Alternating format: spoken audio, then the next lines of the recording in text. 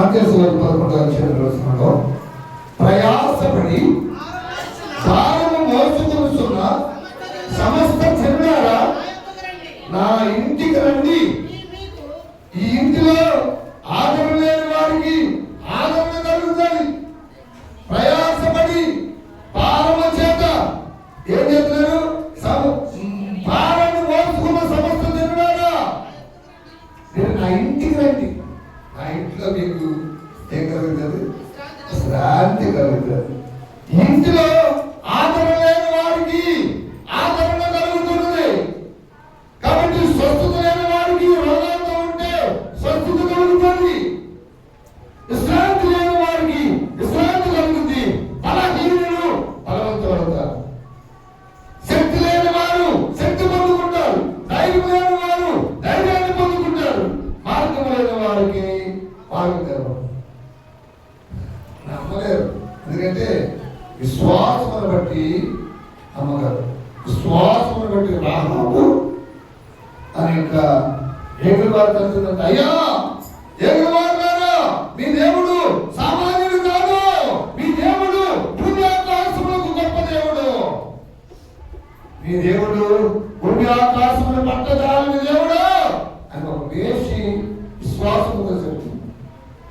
కాబట్టి ఇప్పుడు బలహీనులకు బలమిచ్చే దేవుడు, ధైర్యం లేని వారికి ధైర్యం ఇచ్చే దేవుడు, మార్గం లేని వారికి మార్గం ఇచ్చే దేవుడు, సకల రోగమును స్వస్థపరిచే దేవుడు, దురాత్మ ధైర్యపు శక్తులు తొలగించగలిగినటువంటి దేవుడు. అప్పుల నుండి, వ్యాధుల నుండి, బాధల నుండి విడుదల, జైలు నుంచి విడుదల. ఈ గొప్పవారింటిలో అందరికీ ఆదరణ. అందరికీ ఏ స్థితిలో ఉన్నా, నీ స్థితి ఏదైనా, అన్ని బాధల నుండి విడుదల, అందరికీ వెలుగు కలుగుతుంది. చీకట్లో ఉన్న ప్రతి బిడ్డలు ఇల్లు, మరొకసారి చెప్తున్నా, సంఘం. ఇల్లు సగమే. ఈ యొక్క ప్రపంచంలో ఇంటికి తండ్రి లేకపోయినా రావచ్చు. ఇంటికి తల్లి లేకపోయినా రావచ్చు. ఏ బాధైనా ఇంటికి రావచ్చు. అంటే ఆదరించే ఇల్లు ఈ సంఘం, ప్రేమించే ఇల్లు ఈ సంఘం, ఆదుకునే ఇల్లు ఈ ఇల్లు. యేసుక్రీస్తు ప్రార్థన అందరూ కరుణ చూపే ఇల్లు ఈ సంఘం. తండ్రి లేని పిల్లలకు ఆదరణ కలిగించే ఇల్లు యొక్క సంఘం. భర్త లేని వారికి ఆదరణ కలిగించేది, ఒంటరి వారికి అండగా ఉన్న ఇల్లు. ఈ గొప్ప ఇల్లు ప్రపంచంలో ఇలాంటి ఇల్లు ఎవరికి ఉండదు. ప్రపంచంలో ఇలాంటి ఇల్లు దొరకదు. ఈ గొప్పవాడు నివసించే గొప్ప ఇల్లు. ఇల్లు కనుక ఇంట్లోకి ప్రతి వారు రావచ్చు. రకరకాలుగా తీసిపోతున్నవాడు, రకరకాలుగా బాధలతో ఉన్నవాడు, రకరకాలుగా వ్యాధులతో ఉన్నవాడు, రకరకాలుగా దురాత్మ ధైర్యపు చీకటి శక్తులతో బాధపడుతున్న ప్రతి ఒక్కరు ఈ ఉండరాజులో ఆ యొక్క యేసుక్రీస్తు ప్రార్థన మందిరం అనే ఇంట్లోకి వస్తే మీ భారమంతా తీసేసేది. ఎంత భారమైనా అది ఎంత దూరమైనా, ఎంత భారమైనా అది ఎంత దూరమైనా, యేసు వైపు చూడు, ఈ భారమంతా తీరు, ఈ దాచి చేరు. ఎంత భారమైనా అది ఎంత దూరమైనా, ఎంత భారమైనా అది ఎంత దూరమైనా, యేసు వైపు చూడు, ఎంత తీరు, తీరానికి చేరు. ఈ గొప్పవారి నుంచి వస్తే సుఖం, సంతోషం, ఆనందం, జ్ఞాన సంపదలు, దీర్ఘాయువులు నిత్యాలు పోతాయి, సగం ఐశ్వర్యములు కలుగుతాయి. ఈ గొప్పవారి ఇంటిలో మనకు సమస్త సంతోషాలు, ఆనందాలు దొరుకుతాయి. 2 తిమోతి రాసిన పత్రిక రెండవ అధ్యాయం, 2 తిమోతి 2వ అధ్యాయం 20 గొప్ప ఇంటిలో ఈ గొప్ప ఇంటిలో ఏముంటాయండి? ఎండి పాత్రలు, ఎండి పాత్రలు, బంగారపు పాత్రలే ఉండటము కాక కర్రవయు మంటివి కూడా ఉండరు. వాటిలో కొన్ని ఘనతకును కొన్ని ఘనహీనతకును దేవుని స్తోత్రం. కాబట్టి ఇంటిలో ఉంటాయి. ఇప్పుడు ఇంటిలో మరి చిన్నవారు ఉంటారు, పెద్దవారు ఉంటారు, బలహీనులు ఉంటారు, బలవంతులు ఉంటారు. కానీ ఆ ఇంటిలో ఆదరణ అందరికీ కలుగుతారు. ఈ 3 రోజులు ఉపవాస ప్రార్థన ద్వారా గొప్ప డబ్బించిన వారు ఉన్నారు, చిన్న డబ్బించిన వారు ఉన్నారు. ఎందుకంటే దేవుడు ఇంటిలో బంగారు పాత్ర లాంటి వారు వారు, ఎండి పాత్ర లాంటి వారు, తర్వాత వారు కర్ర లాంటి వారు, ఈ పాత్రలు వారు. అంటే ఇంటిలో అందరూ ఉండాలి, ఇంటిలో అందరూ ఉండాలి. కొన్ని ఘనత పొందుతాయి, కొన్ని ఘనహీనతలను వినియోగింపబడతాయి. 21 ఎవడైనా వీటిలో చేరక తనను తాను పవిత్రపరచుకుని ఎడల వాడు పరిశుద్ధపరచబడను. యజమానుడు వాడుకొనుటకు అర్వమైన ప్రతి ఆ సత్కార్యమునకు సిద్ధపరిచబడి ఘనత నిమిత్తమైన పాత్రయై స్తోత్రాలు. అంటే యజమానుడు వాడుకోవడానికి రకరకాల పాత్ర. అంటులు వారు పాత్రగా ఉంటారు, తుడిసేవారు పాత్రగా ఉంటారు. మా ఆచార్యం తెలిసి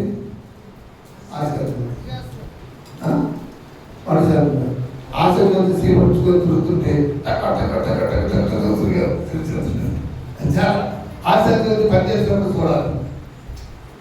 ఎందుకంటే అది ఒక శుభ్రంగా కాబట్టి గుప్పుడుతో ఇచ్చేవారు, రహస్యం ఇచ్చేవారు అనేక మంది, తెలియకండిచ్చేవారు కొంతమంది, అదొక ఘనత. కాబట్టి పాత్ర సిద్ధపరచబడిన ఘనత నిమిత్తమైన పాత్రలుగా ఉంటారు. ఆన్లైన్ ప్రార్థనకు వారు సిద్ధపడిన పాత్రలు. ఒక్కొక్క వారం ఒక్కొక్క ద్వారా నేను ఒక మనిషిని కదా తిరిగి వచ్చాను. తిరిగి అయ్యా ఈ ఆన్లైన్ ప్రార్థన ఎలా చేయాలి బాబు తండ్రి అని ఎక్కడ మొదలుతాను? జనా దగ్గర మొదలవలసిన చోట మొదలుతాను. కాబట్టి ఇక్కడ ఎవరి దగ్గర నుంచి ఒక దగ్గర నుంచి చక్కగా అయ్యారు నేను నిలుస్తాను. గొప్పవాడు నివసించు గొప్ప ఇల్లు, ప్రపంచంలో ఇలాంటి గొప్పవాడు నివసించు గొప్ప ఇల్లు సులభమాన కట్టిన ఇల్లు పనికి వాళ్ళని అయిపోయింది. దేవుడు గొప్పవాడు నివసించే ఇల్లు యెషయా గ్రంథము 26 అధ్యాయం, యెషయా గ్రంథం 66 1-2 వచనాలు.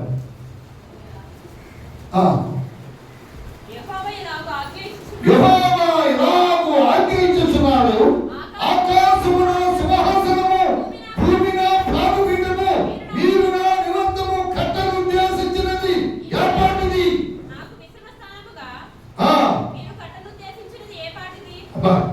మీరు నా కట్టను ఉద్దేశించినటువంటి ఇల్లు ఏపాటిది? అవన్నీ నా హస్తకృత్యములైనవి, నా వలన కలిగినవని యెహోవా సెలవిస్తున్నాడు. ఎవడు దీనుడై నలిగిన హృదయము గలవాడై నా మాట విని వణుకుచుండెనో వాడిని నేను సృష్టిస్తున్నాను. సపడు దేవనామమున మానవుడు కట్టే ఇల్లు అలాంటిది, ఆ పాటిది.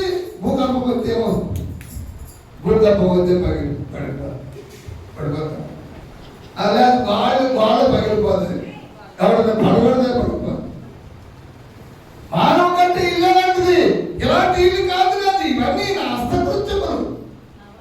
నేను సృష్టించినటువంటి సృష్టిలో మానవుడు తయారు చేసుకున్నటువంటివి.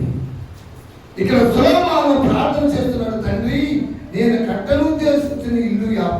అయ్యా అయ్యా నేను కట్టనుద్దేశించినటువంటి ఇల్లు యాపాటిదయ్యా, యాపాటిది ఇల్లు యాపాటి ప్రభువా, ఆకాశములను నివసించున ఆకాశములో నివసించు తండ్రి ఇల్లు యాపాటిదయ్యా. ఆకాశమన్ను ఎవరివు కాక దిక్కవరు యేసువా,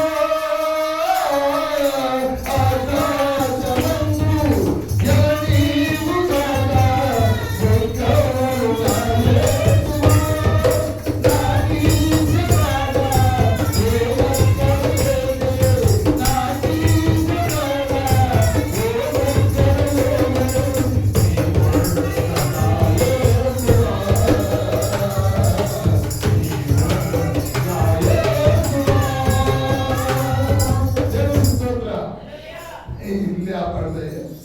ఇల్లు ఆపాడు ప్రభు. ఇదంతా ఉంటుందయ్యా, ఇది పడిపోయేదన్నయ్యా, ఇది పడిపోదాన్ని కట్టేదయ్యా, ఇల్లు ఆపాడదయ్యా. కాబట్టి నీవు ఇక్కడ సొలొమోను ప్రార్థన చేస్తున్నాడు, తండ్రి నేను కట్టనుద్దేశించి ఇల్లు ఆపాడు ప్రభు, ఆకాశములో నివసించు ఆకాశములో నివసించు తండ్రి ఇల్లు ఆపాడు. ఎంత గొప్పవాడు నివసిస్తున్న ఇల్లు సంఘమే, మనుషులలో నివాసం చేస్తున్నటువంటి గొప్పవాడు సంఘములో ఉంటున్నాడు. రాజగోడలో లేడు, ఇటుకలో లేడు, సిమెంట్లో లేడు, మేడల్లో లేడు, నిధుల్లో లేడు. ఈ గొప్పవాడు మనుషుల హృదయాల్లో అందరినీ ప్రేమిస్తున్నారు గొప్ప దేవుడు. కాబట్టి గొప్ప సంఘములో గొప్పవాడు నివసిస్తున్నాడు. తాజ్ మహల్ కట్టారు, యాలాది మంది చనిపోయారు. తాజ్ మహల్ కట్టినప్పుడు యాలాది మంది. నాగార్జున బ్యాంక్ చిన్నప్పుడు, మా చిన్నప్పుడు చిన్న డబ్బులు పట్టుకొని వచ్చారు. వస్తుంది నందికొండ నాగార్జున సాగర్ వస్తుంది అని పాట పాడుకొని వచ్చారు. కానీ అలాంటి నందికొండ ఆ నాగార్జున సాగర్ కట్టినప్పుడు డాము పేరైపోయి వేలాది మంది చనిపోయారు. వేలాది మంది చనిపోయారు. ఈ డాము కట్టేటప్పుడు ఒకసారి కరెంట్ కూలిపోయింది అనమాట, వేలాది మంది చనిపోయారు. మరొకసారి మళ్ళీసారి మరణం కోల్పోయింది, మళ్ళీ కూడా వేలాది మంది చనిపోయారు, వందల మంది చనిపోయారు. ఇప్పుడు నాగార్జున సాగర్ డాము నీరు 50 ఎకరాల పరాడిస్తూ మన పశువులు మేత వేస్తున్నాయి. మనం తాగే నీరు వారు చేసిన త్యాగంతో, అయ్యో నాగార్జున సాగర్ కట్టారు కాబట్టి మన పశువులు మేత దొరుకుతుంది, మనకి మంచి ఆహారం దొరుకుతుంది, మన భూములు పండుతున్నాయని ఇప్పటికీ చెప్పుకోవాలి. మొట్టమొదటి భూమి ఆకాశ మహాకాశమును సృష్టించిన సృష్టికర్త తన ఏకైక కుమారుని పరలోకములో పరిశుద్ధుడు పరిశుద్ధుడు అని నిత్యము దూతలతో కొనియాడబడవలసిన కుమారుడు మన కొరకు, తన తండ్రి మన కొరకు భూలోకానికి పంపాడు. ఎక్కడ పంపాడు? ఎక్కడ ఉండవలసిన వాడు ఆయన దిగొచ్చాడు, ఆయన నడిచొచ్చాడు. అలాగే ఉంటుంది. లేఖా గ్రంథం అనుకుంటా ఉంటుంది, 3వ చూడండి. లేఖా గ్రంథం చూడండి, త్వర చూడండి. ఇదిగో యెహోవా అతను స్థలమును విడిచి బయలుదేరుతున్నాడు. ఆయన దిగి భూమి యొక్క ఉన్నత స్థలముల మీద సపడకుడు సాధ్యం. అద్భుతీయుడైనటువంటి మహాదేవుడు, సర్వ సృష్టికర్త, పరిశుద్ధుడు పరిశుద్ధుడు, నిత్యము దూతలతో కొనియాడబడవలసినటువంటి కుమారుడు మన కొరకు, తన తండ్రి మన కొరకు భూలోకానికి ఆ కుమారుడిని పంపాడు. కుమారుడైన దేవుడు మన కోసము ఏం చేశాడో తెలుసు, ఎంత పరిచయం చేశాడో తెలుసు, ఎంత దీనుడిగా ఉన్నాడో తెలుసు, ఎంత దయాత్మ చూపించాడో తెలుసు. తండ్రి వీరు క్షమించండి అయ్యా అని బాధలలో, యాతనలో, శోధనలో చెప్పగలిగినటువంటి గొప్ప దేవుడు. ఫిలిప్పీయులకు రాసిన పత్రిక 2వ అధ్యాయం 6వ వచనం. ఫిలిప్పీయులకు రాసిన పత్రిక 2వ అధ్యాయం 6వ వచనం. ఆయన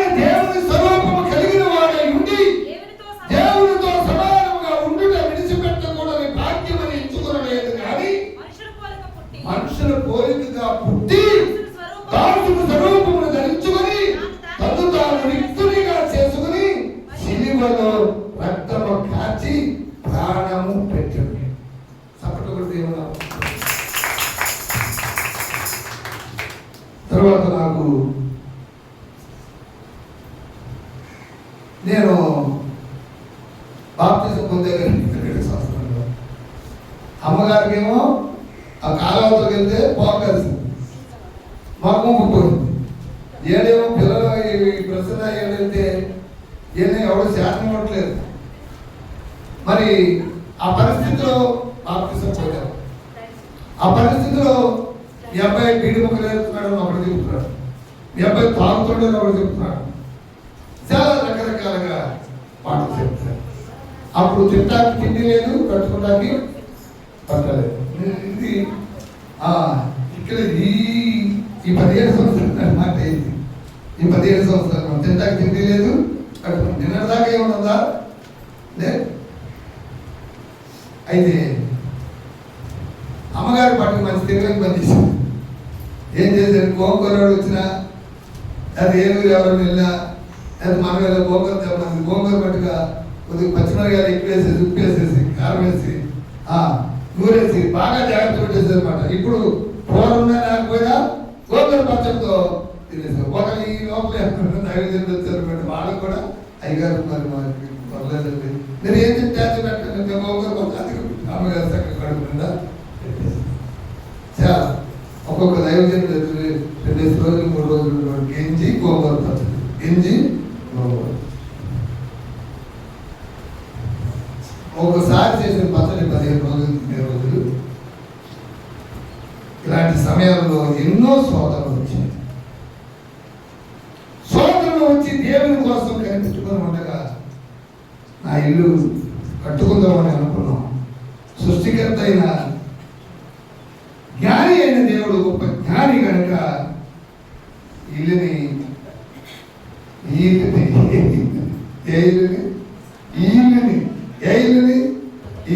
కట్టాడు. సభలో దేవుడు నిజంగా.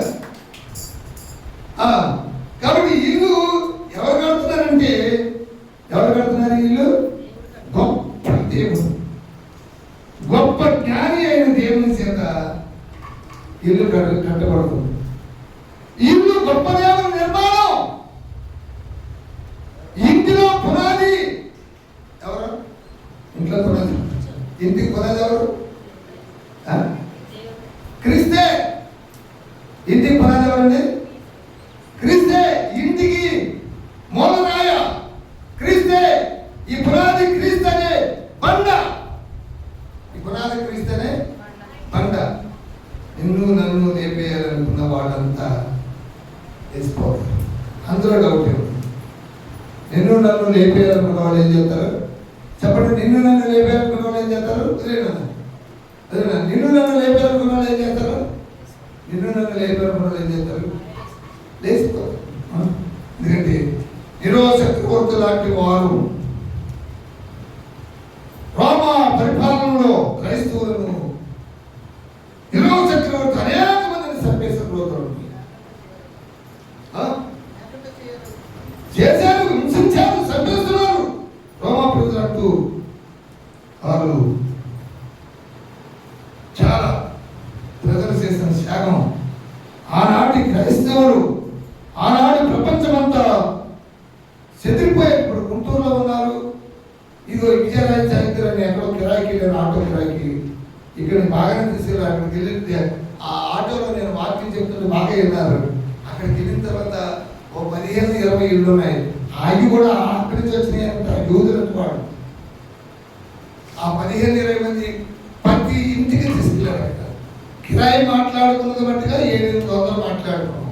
అక్కడ వచ్చిన కానుక 3000 వచ్చింది. సపోర్ట్ పడితే ఉన్నామని ఆనాడు చదివిపోయిన వాడు. ఆ మాటలు చెబుతుంటే, దేవుని మాటలు చెబుతుంటే వాళ్ళందరూ జాతి కొంగలో ఉన్నారు. వాళ్ళు జాతి కొంగలో ఉన్నారు. మా సాధనలో ఉన్నారు,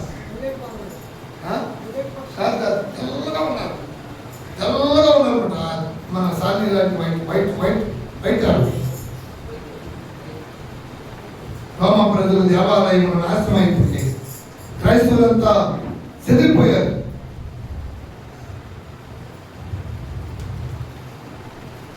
హింసించి హింసించి హింసించి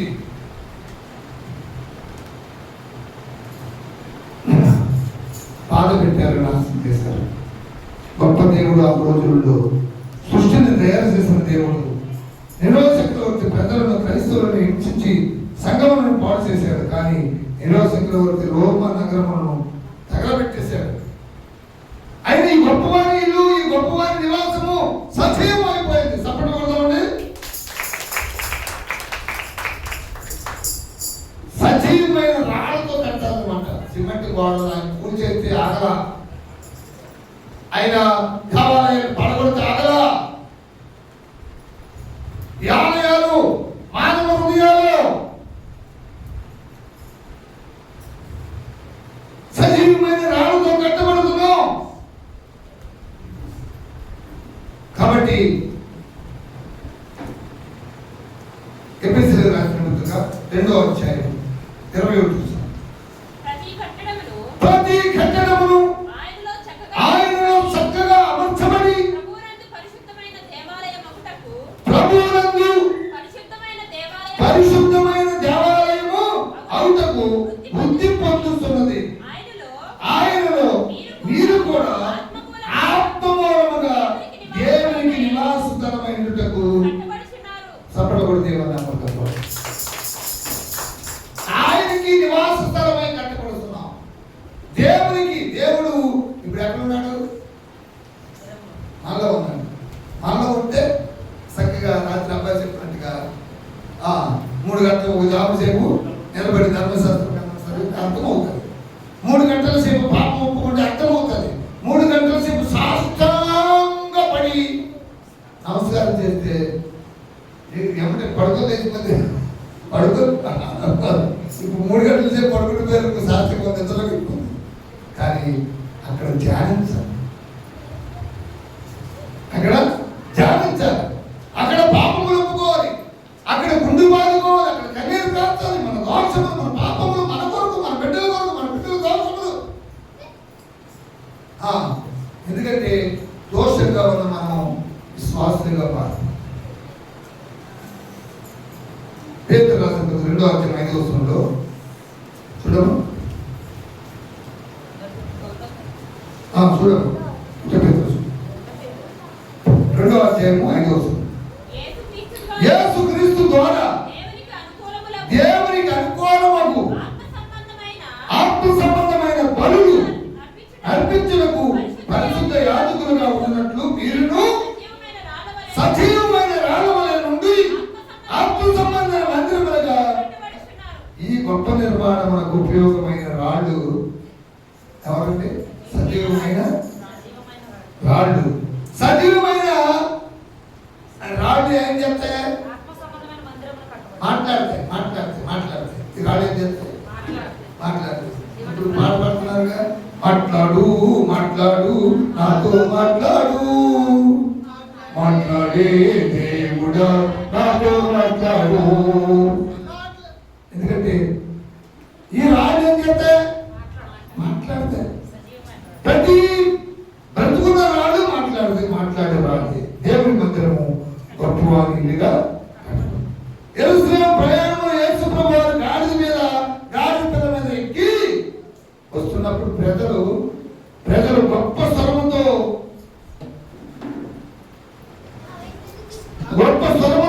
దావీదు కుమారునికి జయము అని గొప్ప స్వరముతో కేకలేస్తుండగా కొంతమంది యేసు ఏంటయ్యా ఈ ప్రజలు పెద్ద పెద్ద కారణాలున్నారా? ఏంటి కారణాలంటే ఏర్పాటు కేకలేస్తున్నారు, మీరు వాళ్ళని గమనించండి చెప్పండి అన్నారు. ప్రభు అన్నారు, వీరి గారి కేకలు ఆపిస్తే ఏమేస్తాయంట?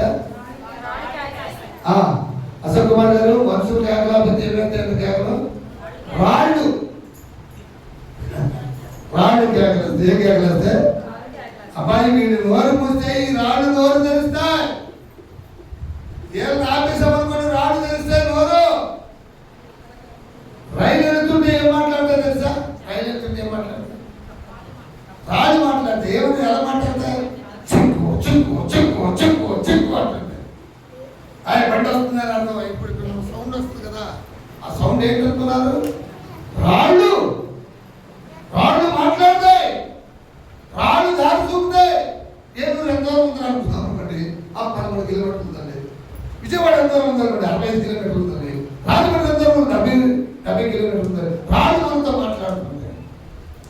రాళ్ళు వాళ్ళతో మాట్లాడుతున్నాం. గొప్ప ఇంటిని కడుతున్నాం. ఈ రాళ్ళు సజీవమైన రాళ్ళు, ఇవి పవిత్రమైన రాళ్ళతో ఈ గొప్ప ఇంటిని కడుతున్నాం. దేవుడు 6 రోజులు కట్టిన ఈ సృష్టిని ఈరోజు కట్టాడు. అర్థం చేసుకోలేదు. సూర్యుని గురించి తెలియదు, శూన్యం గురించి తెలియదు, ఈ సృష్టిని గురించి ఎవరో అర్థం చేసుకోలేకపోతున్నారు. 2000 సంవత్సరం నాడు ప్రభు అయిన యేసు వచ్చారు. ప్రభు అయిన యేసు ఎవరికి అర్థమయ్యారు? దేవుడు సృష్టించిన మనిషిలో ఉన్న కన్ను, మనిషిలో ఉన్న కన్ను ఈ భూమి, మనిషిలో ఉన్న కన్ను ఈ భూమి ఒకలాగే ఉంది. కన్యాలు ఉంటుంది, ఈ భూమి కూడా ఒకలాగే ప్రభు 2000 సంవత్సరం నుండి కొడుతూ వస్తున్నాడు. ఈ సజీవమైన రాళ్ళతో నీవు ఉన్నావా? ఈ సజీవమైన రాళ్ళలో నీవు ఉన్నావా?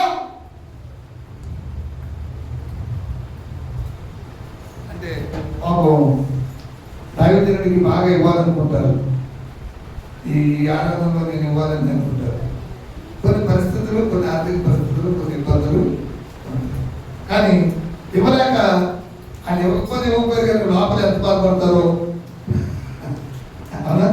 ఎంత బాధపడతారో, ఎంత దేవుని స్థుతిస్తారో, ఎంత కన్నీరు కాలుస్తారో. అది ఒక ఇవ్వాలని ఇవ్వలేకపోయినటువంటి వారు, వాళ్ళకి అర్థమైపోతుంది ఈ బాధ. ఇంటిని కట్టడంలో నీ పని ఎంతుందో, ఆల్రెడీ ప్రార్థనలోను, సభలోను, మీటింగ్స్లోను నీ పని ఎంత? ఈ నిర్మాణంలో నీ సమయం ఉందా? నీ శక్తి ఉందా? 4 ఆత్మలు సంపాదించిన బిడ్డవేనా? నీవు రాళ్ళను మోస్తున్నావా? ఈ రాళ్ళు నీతో ఉన్నాయా? ఇల్లు నిర్మాణకుడు దేవుడు. ఇల్లు నిర్మాణకుడు ఎవరు? ఈ సంఘము, ప్రపంచ సంఘము. ఈ గొప్ప ఇంటికి సజీవమైన రాళ్ళు ఉంటే, ఈ గొప్ప వారి ఇల్లు కట్టడంలో సజీవమైన రాళ్ళు వల్ల కట్టబడి నివసిస్తున్నాం. ఈ గొప్ప వారి ఇంటిలో లెక్కలేనంత మంది ఉంటారు. ఈ గదులలో రమ్యమైనవి ఉన్నాయి, ఈ గదుల్లో రమ్యమైనవి ఉన్నాయి. ఈ గొప్ప వారి ఇంటిలో మంచివి ఉన్నాయి, చెడ్డవి ఉన్నాయి. పై ఎప్పుడు తెస్తాం తెలిసి క్రిస్మస్ పండుగ వచ్చిందనుకోండి, అప్పుడు ఏం చేద్దామో మన పండుగ వచ్చేదా, రేపు ఇష్టం పండుగ వచ్చేది, ఇవన్నీ తీసేయాలి, తొమ్మిది అప్పుడు తగిలిపోయి కనపడతాయి, చెత్త కనపడతాయి, అన్ని తీసేసి బయట. నా ఇంట్లో ఉంటే బంగారం ఉండదు, అంత బంగారం ఉండదండి. కనకమ్మ గారి ఇంట్లో ఉందా? కనకమ్మ గారి ఇంట్లో అంత బంగారం ఉండదు. అమ్మ ఈ పండుగ వస్తుంది, అనేక సామాన్లు ఉన్నాయి, ఇన్ని కడగాలి, వాటిని తోమాలి. కొన్ని వస్తువులు ఊది పట్టుంటాయి, అయినా గొప్ప ఇంట్లో అనేకమైనవి ఉంటాయి.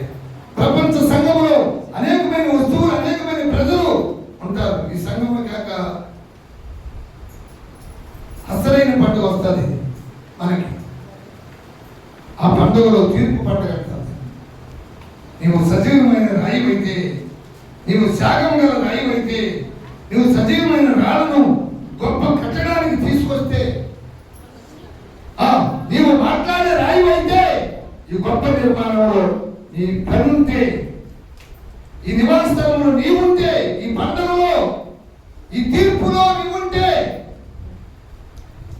నీవు సజీవమైన రాయివై కనుక, నీ బ్రతుకున్న రాయివు కనుక గొప్పవారి నివాసము నిత్యము. ఎప్పుడు సంతోషం, ఎప్పుడు సంతోషమే. గొప్పవారి నివాసములో నిత్యం ఉంటావు. సచ్చిన రాయి కాదని సజీవమైన రాయివై పరలోకములో ఇంటిలోకి పెడతావు. పడుకున్న రాయి ఉంటుంది. ఏ రాయి ఉంటుంది? పడుకున్న రాయి. చెప్పండి, ఏ రాయి ఉంటుంది? నిద్రపోయే రాయి కూడా,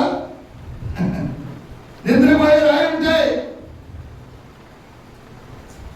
టీవీలు, సీరియల్స్ చూసే రాళ్ళు కూడా ఇంట్రెస్ట్ గల రాళ్ళు ఉంటాయి. ఆ రాళ్ళు ఆ పండు తిరిగి నిర్మాణం నిత్యముగా. టీవీలు చూసిన రాళ్ళు కూడా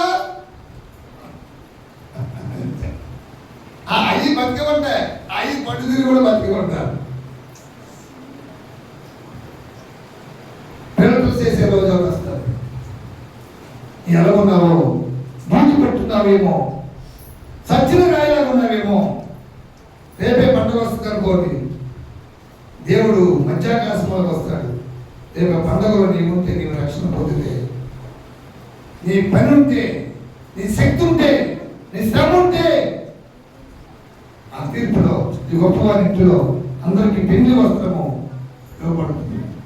ఈ గొప్పవారి ఇంట్లో అందరికీ గొప్ప విందు ఉంటుంది, అందరికీ ఆదరణ దొరుకుతుంది. అందరినీ ఆదుకుంటాడు. తల్లి లేని వారిని, తండ్రి లేని వారిని, భర్త లేని వారిని, భార్య లేని వారిని, వ్యాధిలో ఉన్న వారిని, బాధలో ఉన్న వారిని, ఒంటరిగా ఉన్న వారిని, సేవకులో ఉన్న వారిని అందరినీ ఆదుకున్న గొప్ప ఇల్లు. ఈ గొప్ప ఇల్లు దిక్కు ముక్కు లేని వారికి, ఆదరణ లేని వారికి గొప్ప ఇల్లు ఆదరణ ఉంటుంది. గొప్పవారి ఇంట్లో ఘనమైన పాత్రలుగా ఉండాలి. యజమాని వాడుకునే పాత్రలుగా ఉండాలి. యజమాని వాడుకునే. మేము అప్పుడు బయటికి వెళ్ళేటప్పుడు ఏం పట్టుకెళ్ళాం తెలుసా? ఈ లంకప్పన్న గారి సేవకి అటు వెళ్ళేవాళ్ళు. మేము బాగా ఏం పట్టుకెళ్ళాం తెలుసా? ఏం పట్టుకెళ్ళాం? బాత్రూంలో మట్టి మందులమ్మా. మాకు మాకు మట్టి మందులు తెలుసు. మట్టి మంతలు పట్టుకొని రాజుగారి చేతిలో ఘనమైన పాత్ర ఉంటుంది. నా తండ్రి ఇంట్లో అనేక మందికి భోజనం కూడా ఉంటుంది. నాకు ఎందుకు ఇది చెప్పనుకోకూడదు. కుమారుడు తిరిగి గొప్పవారి ఇంటికి వస్తే, తప్పిపోయిన కుమారుడు గొప్పవారి ఇంటికి వస్తే, ఆస్తి పాడు చేసిన కుమారుడు ఆ తప్పిపోయిన తండ్రి దగ్గరికి వస్తే, మురుగు బట్టలతో వస్తే, అసుగొట్టలతో వస్తే, కప్పుతో వస్తే ఏం చేశాడు? కౌగిలించుకొని ముద్దు పెట్టి, ఏమంటే వేడి నీళ్లు పోసి చెప్పులు కడిగి ఉంగరం పెట్టి తిరిగి వస్తే, ఈ గొప్పవారి నివాసస్థలంలో మీరు ఉండాలని, అలసి సొలసి ఉన్న సమస్త ప్రజలారా నా యొద్దకు రండి, మీకు ఒకే ఇంటిలో ఉన్న పాత్రలో, ఘనమైన పాత్రలో చేరి గొప్ప దేవుని ఇంటిలో ఘనమైన పాత్రగా ఉండాలి. ఘనహీనమైన వాటిలో చేరక ఘనమైన వాటిలో ఘనమైన పాత్రలుగా గొప్పవారి ఇంట్లోని నేను ఉండాలి. వాక్యం తెలియని వారు కూడా బాధల్లో, వేదనలో, శోధనలో ఉన్నవారు, దేవుడు నమ్ముకున్నవారు ఎందుకో శ్రమలు. 34 కీర్తన ఆస్తిగా చూసుకుందాం. 34 కీర్తన నాకు 5 నిమిషాలు టైం ఉంది. 34 కీర్తన 19 వస్తున్నాం. నీతిమంతులకు అనేక ఇబ్బందులు, అనేక ఆపదలు కలిగితే వాటి అన్నిటిలో నుంచి సపరేట్ దేవుడు నామంటారు. నీతిమంతులకు అనేక ఆపదలు అయినా సరే ఆయన బుద్ధులు దేవుడు వాడిని విడిపిస్తాడు. దేవుడు వారిని విడిపించను. 34 కీర్తన 17 వస్తుంది చూడండి. నీతిమంతుని మొరపెట్టగా యెహోవా ఆలకించును. దేవుడు వారి శ్రమల్లో నుండి ఇతనికి మనుషుల యొక్క పరపతి లేకపోయినా ఎవరి దగ్గర ఉంటుందండి? దేవుని ఎంత పరపతి, దేవుడు వారిని మన పరపతి ఎవరి దగ్గర ఉండాలి? దేవుని ఎంత ఉండాలి. కనుక మరి దేవుడు ఇంటిలో పాత్రగా ఉండాలి. దేవుని ఇంటిలో ఒక శ్రమ ఉండాలి. ఆ ఇంటిలో నేను ఒక రాయి, మాట్లాడే రాయిగా, సజీవమైన రాయిగా, పనికొచ్చే రాయిగా, అంతే పడుకున్న రాయిగా ఉందాం, నిద్రపోయే రాయిగా ఉందామా? నిద్రపోయే రాయిగా ఉండడానికి లేదు. మన ప్రభు అయిన యేసు మన కొరకు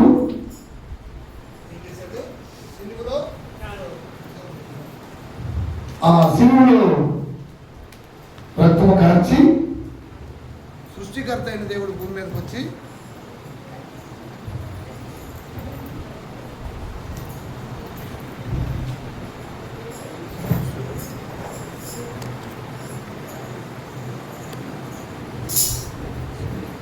నీకోసమే నా కోసమే నీ కోసమే నా కోసమే ప్రభు యేసు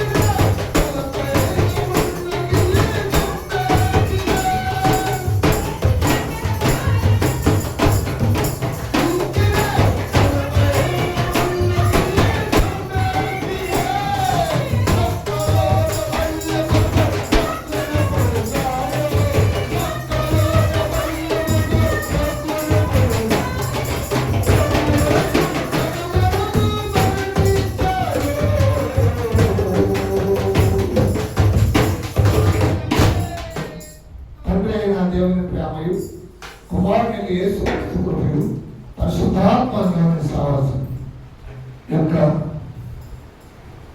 ఈ వాక్కు ద్వారా అనేక మందిని సజీవమైన రాడుగా, నీతిమంతమైన రాడుగా, మాట్లాడే రాయిగా, పనికొచ్చే రాయిగా చేసి